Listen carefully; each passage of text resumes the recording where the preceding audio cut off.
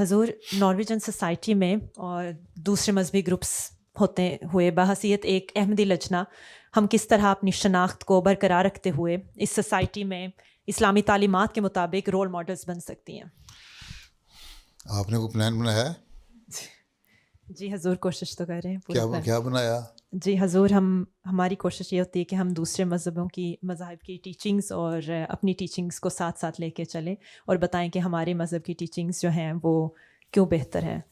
اور یہ مقابلہ کرنے کی ضرورت نہیں، اس سے جیلسی پیدا ہوتی ہے.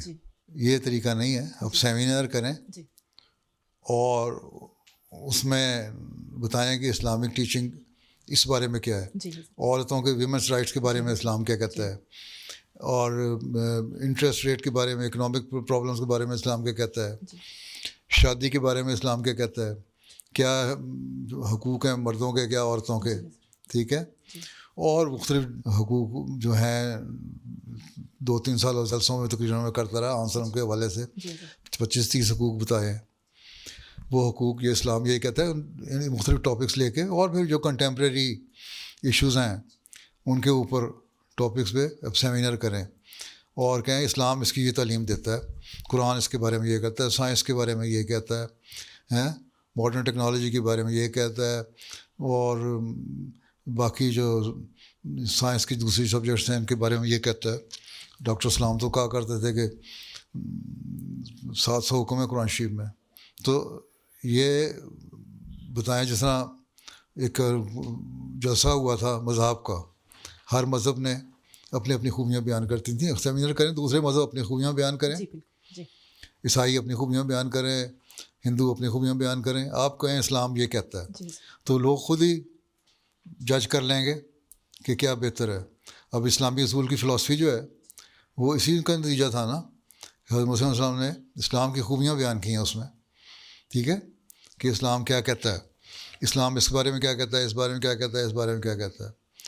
اور ہندوؤں نے اپنا مذہب بیان کیا اور دوسرے عیسائیوں نے اپنا.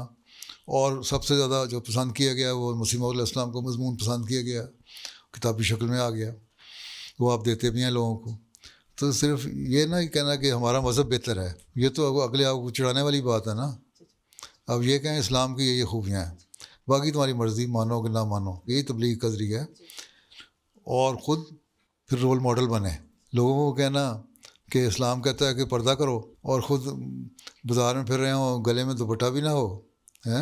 مجھے پتہ ہے یہاں آگے بعض عورتیں بہت پرانے زمانے کے برقعے پہن کے آتی ہیں، نقاب میں بڑی خوب لیتی ہیں. ایک عورت سے میں نے پوچھا کہ تم نے بڑا اچھا برقعہ لیا ہے، یہ تم نے سلوایا نیا، کہ یہ کیا نقاب؟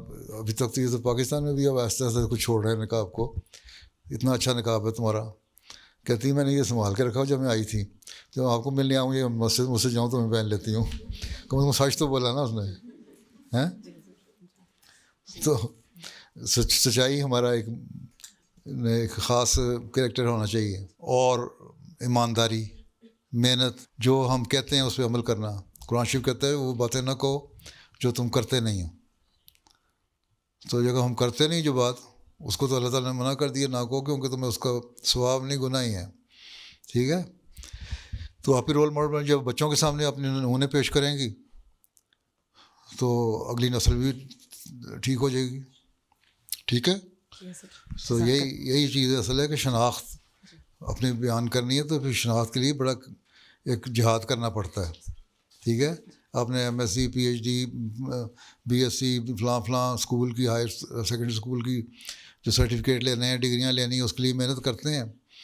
ابھی میں نے پچھلے دنوں میں بھی کہا تھا ایک تقریر میں، خدام میں یا لجنہ میں، کہ اور کاموں کے لیے تو ہم محنت کرتے ہیں اور اس کے لیے ہم کہتے ہیں کہ تم نہ کرو.